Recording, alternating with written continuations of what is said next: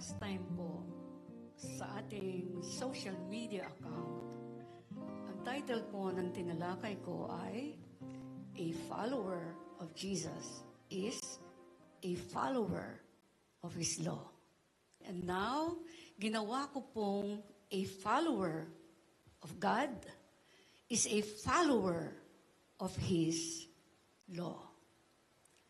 Well, binanggit ko po yan kasi ayaw ko po na maguluhan kayo kapag narinig ninyo yung sabi ni Jesus, diba?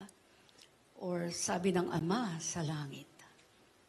Gusto ko pong ipaliwanag sa inyo na ang ibig sabihin niyan ay pareho lang palagi ang gusto at purpose ng God the Father and God the Son, Jesus.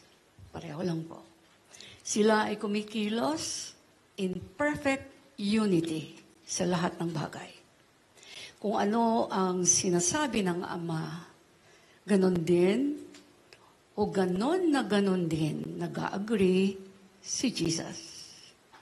Kaya lahat po ng sinabi ni Jesus ay kapareho lang ng lahat ng gusto ng Ama. Kaya sinabi po ni Jesus sa John 10:30, I and the Father are one. Ibig sabihin, nagkakaisa sila sa lahat ng sinabi na sa Bible. Now, makinig po kayong mabuti. Ang purpose ko po sa mensaheng ituturo ko sa inyo ay, una, sa spiritual. At pangalawa, sa mga material blessings na galing sa Diyos. Well, kung mapapansin po ninyo, pwede naman akong dumiretso na sa material blessings para mas maikli lang ang ituturo ko sa inyo. Kaya lang, alam ko po na hindi ninyo marireceive ang blessing from God kung hindi dadaan muna sa Kanya. Tandaan niyo po yan. Kaya, gusto ko pong ipaunawa sa inyo na kapag humihingi tayo sa Diyos ng kahit ano po, ang tanging assurance lamang natin na matatanggap ito ay kapag ang hinihingi natin ay nakatugma o nag-a-agree sa kagustuhan ng Diyos na lahat naman ay nasa salita na. Sa madaling salita, ang way po ng Diyos sa pagtanggap natin ng anumang blessing sa Kanya ay magmumula sa walang hintong pagsunod sa mga batas niya. Ito lang po, matindi na to. Yung mga sinasabi ko ngayon. Okay. At dahil ang Diyos po ay hindi nagbabago, hindi rin niya babaguhin ang kanyang mga batas na hindi malabo para sa tao. Wala po siyang ibinatas sa tao na malabo. Hindi po malabo ang Diyos. Kaya ang pinadala ng Ama sa mga tunay na tumanggap sa Panginoong Jesus ay ang Holy Spirit para maintindihan natin ang salita ng Diyos at pangalawa, para masunod natin ito. Ganyan po nagwo-work ang kingdom of God dito sa lupa. Kaya gusto ko pong i-expose muna ang sa spiritual, ang mga laws o batas ng Diyos. Sapagkat dito po, pakinggan niyong mabuti, dito po kakatas o lalabas ang lahat ng mabubuting pagpapala na galing mismo sa Diyos. Isa pa, gusto ko pong i-expose din kung paano natin tinatrato ang Diyos. Kasi ito po ang magsasabi kung ano ang matatanggap natin o hindi natin matatanggap dito sa lupa hanggang sa pagpasok sa langit.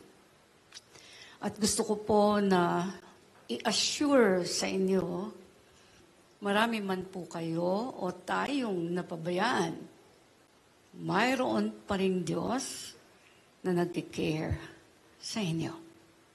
Na siguradong makakatulong at makakapagpabago sa inyong kalagayan.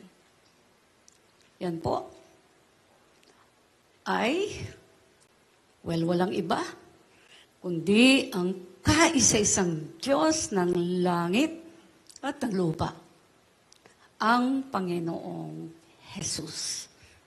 Praise God. Pakinig po kayong mabuti at tandaan nyo ito. Wala po tayong ginagawang maliit o malaki, paminsan-minsan man o madalas, na hindi po affected ang una, klase ng lahat ng area ng buhay natin. At pangalawa, apektado rin ang kaluluwa po natin. Or else, hindi na gumawa ng mga batas ang Diyos. Sundan niyo pong mabuti lahat ang sinasabi ko. At kaya po, may mga batas ay para masunod natin ito. Again, kaya po may batas ay para masunod. Wala pong ibinatas na sasabihin natin okay lang hindi sumunod. Right? Dito lang sa traffic, tama ba? Pag sumuway tayo sa mga regulations ng traffic, hindi ka pwedeng makalusot.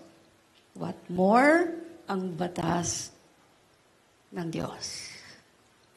So, kung ano ang patuloy na sinusunod po natin, markahan niyo yung word na patuloy.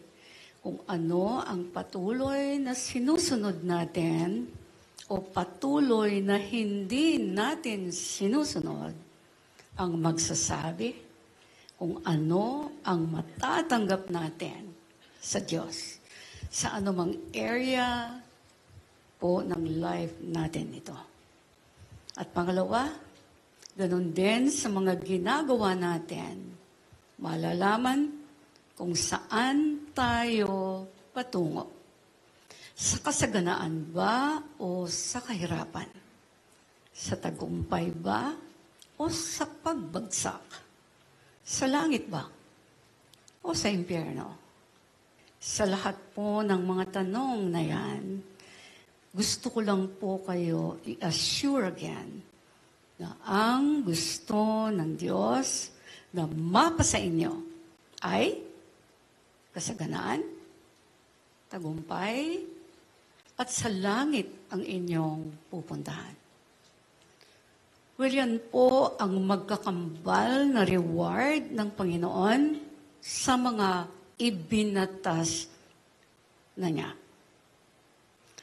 Now, para po makuha pa natin yan, mayroong tinuro ang Panginoong Jesus sa New Testament.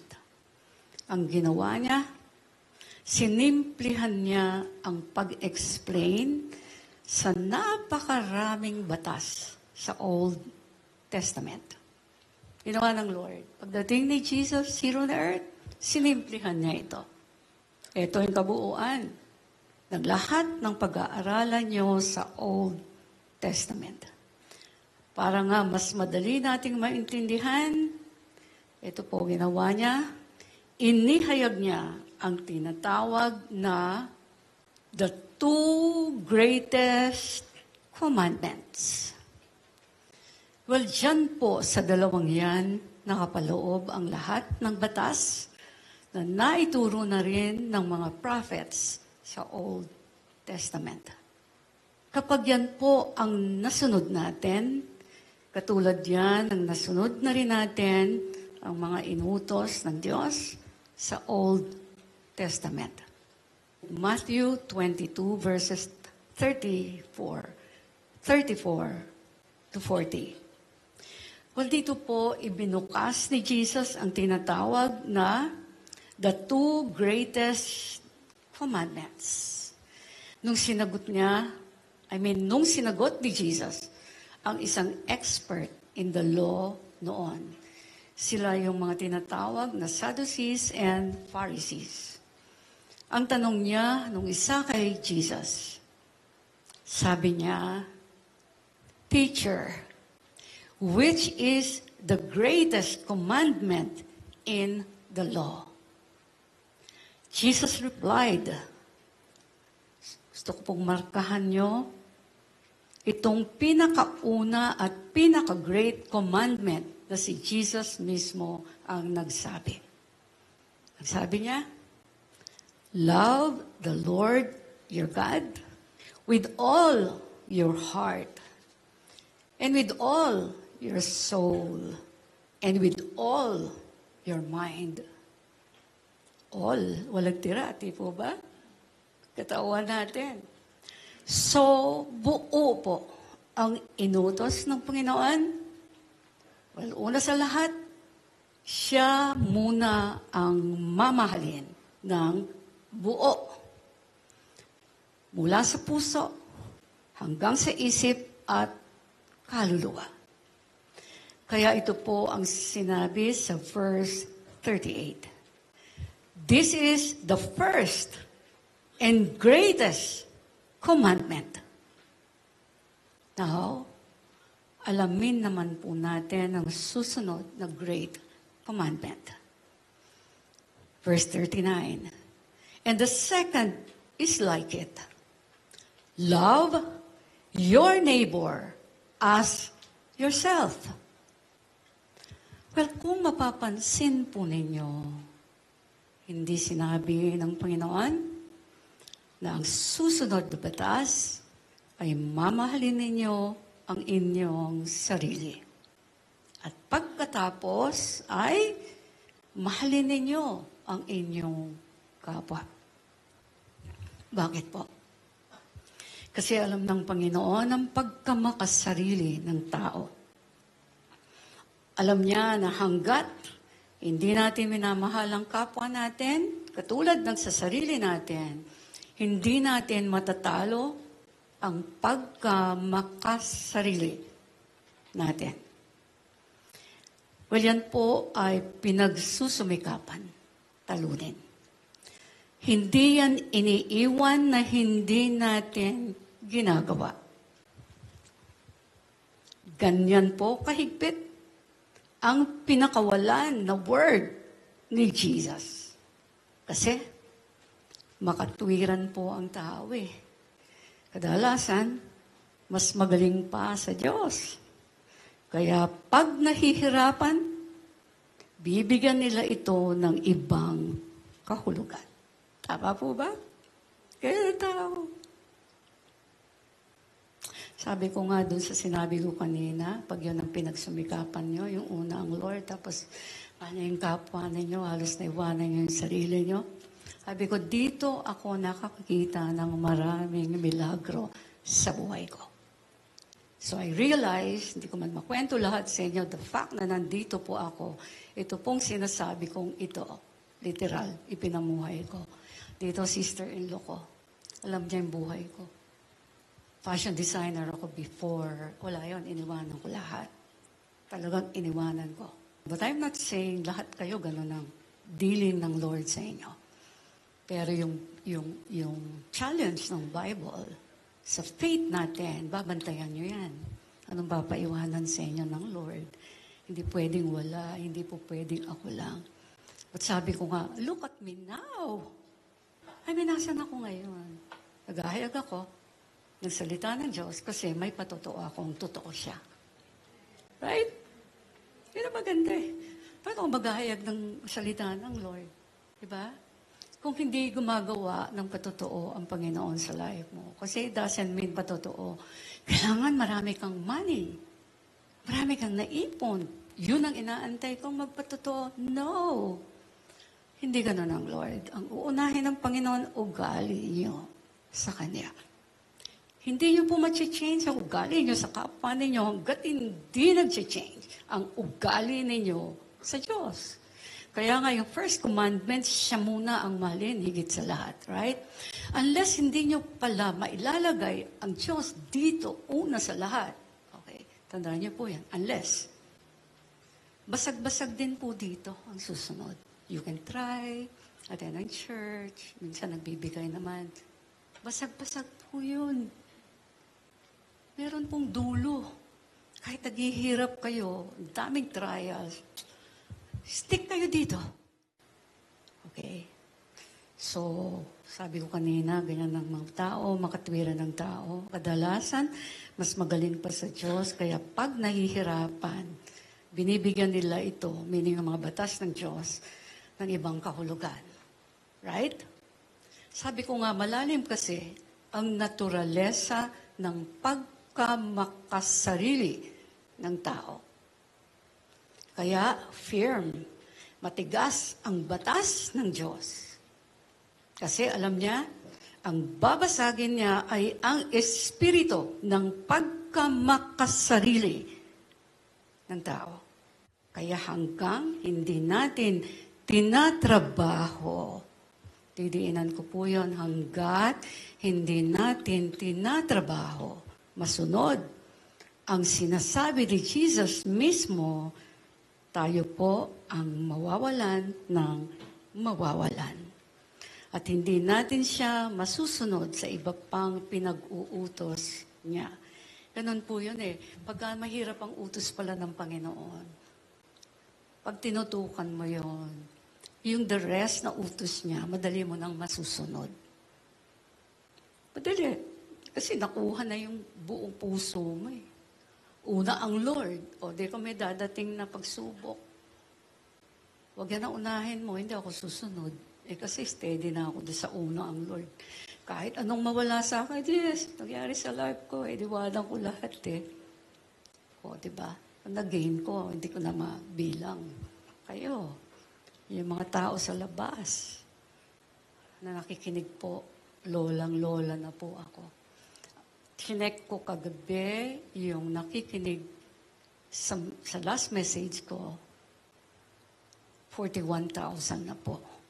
O ilang day, wala pang 7 days. Eh, lola na nga ang boses, di po ba? So, gumagana po ang Word of God kapag ginamit natin. Okay. So, sabi ko nga, laging alerto ang Panginoon sa magiging reaction natin sa lahat ng gusto niya. Well, dito po, sa reaction mo o natin, nakasalalay, gandang salita yan, nakasalalay ang pagtulong at pananatili ng Holy Spirit na magtuturo sa inyo kung ano ang dapat po ninyong gawin. So malalaman niyo po ang Holy Spirit nasa inyo kapag ang sinusunod na ninyo ay yung batas o utos ng Diyos. Okay. But sa mga gusto pong sumunod sa Diyos, kahit sila ay mahihirapan, yan po yung sinabi talaga ng Lord eh. Sila po ang tinututukan, sila po ang tinuturuan at ginagabayan ng banal na Espiritu. Well, ito pong pananatili sa kanila ng Holy Spirit ay makikita sa maraming patotoo, maraming tagumpay, kahit may mga trials silang pinagdadaanan. Yan po mangyayari kapag kakaisa nyo ang banal na Espiritu. At ang opposite naman nito ay yung mga taong mabilis magsabi ng kani-kanilang sariling opinyon na hindi nakabase sa salita ng Diyos. So mabilis silang magsabi ng kani-kanilang interpretasyon sa mga batas na ayaw nilang sundin. Na-imagine na po ba ninyo yan? Sabi ko nga, alam na alam po ito ng Panginoon. Alam niya po ang kahinaan ng tao. Alam natin na marami sumasama. Pasama ng pasama. Pumapatay, nagnanakaw, nangangalunya. Marami ang nagsisinungaling o sinungaling. Marami ang mandaraya. Maraming nagkakasala sa laman. At marami ang nagiging sakim at gahaman. Walang totoo po. Alam na yan ng Diyos bago pa po makreate ang mundo. Kaya nga po gumawa siya ng mga batas para matulungan tayong malabanan ang anumang uri ng kasakiman at pagsuway sa Kanya. Napakabuti ng Panginoon. Kasi para maintindihan mo ang Panginoon, kailangan mo munang makita ang sarili mo. Wala kang sinabi kung wala ang Diyos sa buhay mo. Pag yan po, napaniwala niyo yung sarili niyo, ayusan niyo yung buhay niyo Hanapin niyo yung gusto ng Lord. Kasi siya yung perfect Look at that. Sabi ko nga, hanap na nga ang mga tao ng kung ano-ano sa buhay. Diba? Hinahanap naman nila, hindi perfect. Hindi muna mag-stick dun sa, eto sabi ng Lord. Diba? Perfect siya, di siya ang gusto kong sundin. Wala nang iba. Una sa lahat. Right? Ang ganda nun, Oo nga, ba't hindi ko gugustuhin yung batas ng Diyos? Makakabuti sa akin yun. Makakatuwid sa akin. Matutuwa ang Diyos. Pag natuwa siya, di madaling humingi sa Kanya. Hindi man niya ibigay, alam ko, may tuturo siya sa'yo, mas maganda.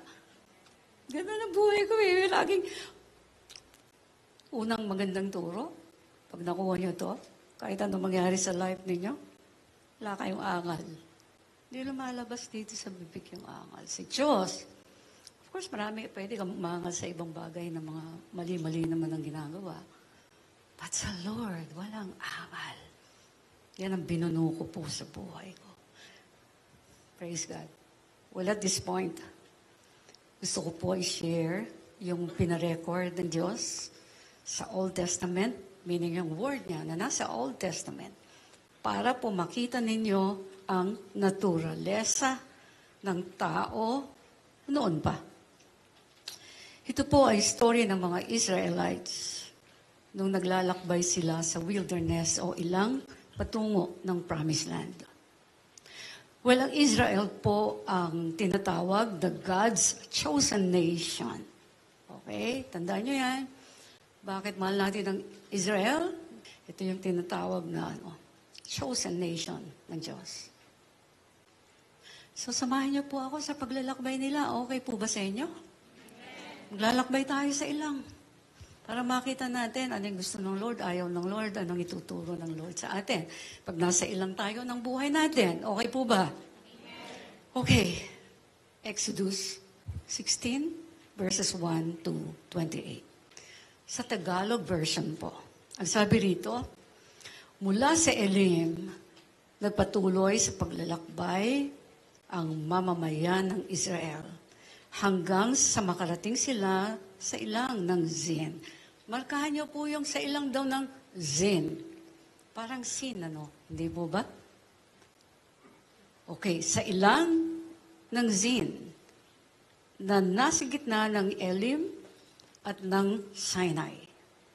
Nakarating sila roon sa ika-10 araw ng ika-2 buwan mula nang lumabas sila sa Ehipto. So, I believe, parang 1.5 buwan, na naglalakbay na po sila at that time. So, doon po sa ilang, nagreklamo ang lahat. Take note, lahat po nagreklamo. So, nagreklamo ang lahat ng mga Israelita kina Moises at Aaron. Sinabi nila, mabuti pang pinatay na lang kami ng Panginoon sa Ehipto. Doon, kahit paano'y nakakakain kami ng karne at ng lahat ng pagkain na gusto namin. Pero, dinala niyo kami rito sa ilang para patayin kaming lahat sa gutom. Pagkatapos, sinabi ng Panginoon kay Moises, makinig ka. Magpapaulan ako ng pagkain mula sa langit para sa inyo. Bawat araw, mangunguha ang mga Israelita ng pagkain nila para sa araw na yon. Ibig sabihin, para sa one-day supply lamang po. Sumarkahan nyo yung susunod na sinabi ng Diyos.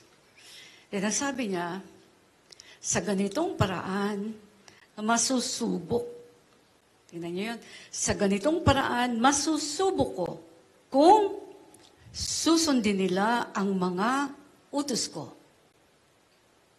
Well, nakita niyo po ba kung gaano nagmamatsyag ang Diyos sa pagsunod dati? Hinayag na niya, noon pa yan eh. Diba? Well, that time po, kung mapapansin ninyo, kahit galit na ang Diyos, nag-supply pa rin siya, di po ba? Pero, ganyan din po siya sa atin. Pero yung supply ay para masubukan sila ng Diyos. Remember po, ito yung time na walang-wala sila. Well, ganyan po nagmamatiyag ang Diyos sa ating lahat, sa mga inuutos niya. Considering na, tingnan niyo po yan, yung pinakita ng Lord considering pagkain lang po yan usapang pagkain pa lang yan. Wala pang ibang kahinaan na tinutukoy dito. Tama po ba? Nagbigay na ng pagsubok ang Panginoon. Tinignan yung mga attitude nila. Then, sa mga sumunod na verses, sabi ng Panginoon, sabihin mo sa kanila na doblehin nila ang kukunin nilang pagkain tuwing ika-6 na araw ng bawat linggo.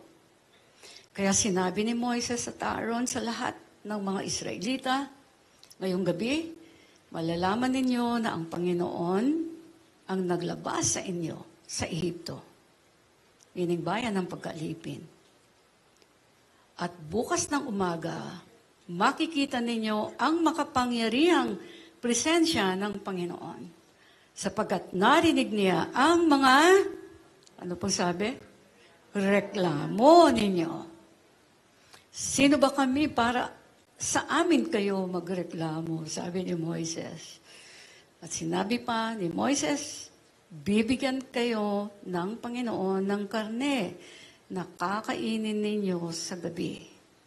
At bubusugin niya kayo ng tinapay sa umaga. Dahil narinig niya ang pagrereklamo niyo sa kanya, hindi kayo nagrereklamo sa amin, kundi sa Panginoon. Sino ba kami para sa amin kayo magreklamo? So sinabi ni na Moises at Aaron, sabihin ninyo sa buong mamamayan ng Israel na lumapit sila sa presensya ng Panginoon. Tingnan niyo yung kahalagahan, no?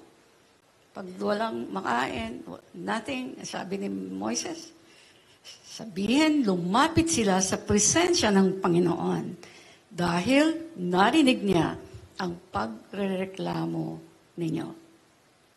So dito po, nakita ko, nagbibigay pa ng pagkakataon o chance ang Panginoon to repent, para mag-repent yung mga nagko-complain sa Kanya. At yun po kasing complaining, parang pag nag-complain ka, parang sinasabi mo sa Diyos, hindi kita pinagkakatiwalaan. Complaining equals parang mistrust sa Panginoon. Every time we complain, yan po nangyayari. Nagagalit ang Lord, hindi natin alam. Ilang complaints na ba yung ginawa natin, hindi natin alam. Nagagalit ang Lord, kaya wala tayo lalong ma-receive. Right? Tataka tayo. Nag-church naman ako, pero bakit ganon? Isa to, nakita niyo po. Okay. So habang nagsasalita si Aaron sa buong mamamayan ng Israel, tumingin sila sa ilang at nakita nila ang makapangyarihang presensya. Look at that, I love this. Nakita nila ang makapangyarihang presensya ng Panginoon sa ulap. Look at that. Nasasaktan na ang Lord dito, ha? Pero nagpakita pa rin siya, eh. So marami siyang gustong ihaya, kaya siya nagpakita, eh. Well, sinabi ng Panginoon kay Moises, narinig ko ang mga reklamo ng mga Israelita. Sabihin mo sa kanilang gabi-gabi, silang kakain ng karne at araw-araw silang magpapakabusog sa tinapay. At malalaman ninyo ako ang Panginoon na inyong Diyos. Well, you see, kung paano po nagtetest ang Diyos sa mga mismong nagrereklamo sa Kanya. Mas dinamihan niya ang supply, right? Look at, merong gawi ang Panginoon. Kailangan pinag-aaralan mo siya. Mas dinamihan niya ang supply para makakain sila ng makakain. Magpakabusog. May aral dito. Never nagugustuhan ng Panginoon ng anumang uri ng pagrereklamo. The more nyo tinitikom, ang bibig nyo, magrereklamo na kayo, the more kayo nakaka-receive ng power sa Kanya. At yung power na yon, kasama po yung karunungan. Ano yung gagawin nyo sa susunod. So, kaya kumain po sila ng kumain. Pinagbigyan sila ng Panginoon hanggang magpakabusog. Hanggang gusto nila. Okay. Ano po ang aim again ng Diyos? Para makilala siya. Nandyan siya. Hindi siya nawawala. Nakikita niya lahat ang inuugali ng tao sa Kanya. Nagmamatiyag siya sa tinatrabaho, pagtrato sa Kanya. Kahit sa kawalan, sa kapunuan, kasaganaan, tinitignan niya lahat. Paano tayo magre-react? Well, pakinggan po natin ang mga sumunod na verses. 13 pataas. Nagdapit hapon, di ngayon, dumagsa ang mga pugo at napuno nito ang buong kampo. Kinaumagahan, basa ng hamog ang buong kampo. Nang mawala ang hamog, may nakita silang maliliit na bagay sa lupa na puting-puti. Hindi nila alam kung ano ito, kaya nagtanong sila. Ano kaya yan? Sinabi ni Moises sa kanila, yan ang pagkain na ibinigay ng Panginoon sa inyo para kainin. Well, you see, dito po, kahit walang-wala na po sila, di ba? At ganoon din po tayo. Pagka ganito, walang-wala po tayong pagkukunan, sigurado po tayo, magsusupply ang Diyos. Sa pagsunod natin patungo sa balak niyang ibigay sa ating lugar. Naniniwala po ba kayo? Ayan ang sinabi niya rito eh. Di po ba? Well, sumunod na verses, sinabi ng Panginoon, ang bawat isa sa inyo'y mag-ipon nito. Meaning yung ginather nilang pagkain. Ayon sa inyong, tingnan niyo po, ayon sa inyong pangangailangan, mga isang salop, bawat tao. O may instruction po ang Panginoon. Well, sa susunod na verses, tingnan niyo po kung gaano ka-stubborn ang tao. Kaya, look at that, kasasabi lang ni Moises yan, ha? And then, sabi rito, kaya nanguha ang mga Israelita ng pagkain ito. Marami ang kinuha ng iba, habang ang iba naman ay kaunti lang. Nung takali nila ito, isang salop ang nakuha ng bawat tao. So patay lang, di ba? Now, tignan po ninyo yung mga sakim. O disobedient. Ang sabi dito sa kasunod, ang nagtipon ng marami ay hindi sumobra. Kaya sabi, diba, nagpagod pa sila na nagpagod, tapos hindi sumobra yung kinuha nila kaysa doon sa kumuha ng konti o tama lamang. Alam niyo po, habang pinag-aaralan ko to, of course, hindi sinabi ng Lord, bakit? Yung sobra yung kinuha. Ang lumabas, pareho lang. And, pinaisip sa akin ng Panginoon, I believe it's the Holy Spirit, na ang mga taong hindi nakikinig sa Panginoon o sa Holy Spirit, kahit sinabing, ito lang ang gawin mo. Huwag ka na magtrabaho kapag ganitong araw.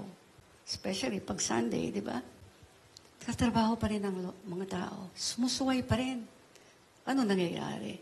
Pagod na pagod, right? Nagkakasakit. Kumita nga, extra konti. Kaya lang, kulang pa sa pampagamot ng katawan. So, merong way ang Lord pag hindi ka sumusunod. Tapos magsisisi ka, sayang, hindi ako sumunod. O talagang sayang, kasi ang araw, buwan, taon, hindi ka sumunod. Dami nang nawala nun sa'yo. Ganun lang naman yan eh. Nang gusto mo, iipon ka ng ipon ng pagsunod, tapos pagpapala na parating sa'yo, kaysa naman bagsak ka pa ng bagsak. Di ba? Dami nawawala sa'yo, tapos susunod ka rin pala. Hindi, may nawala na eh. Nawala na.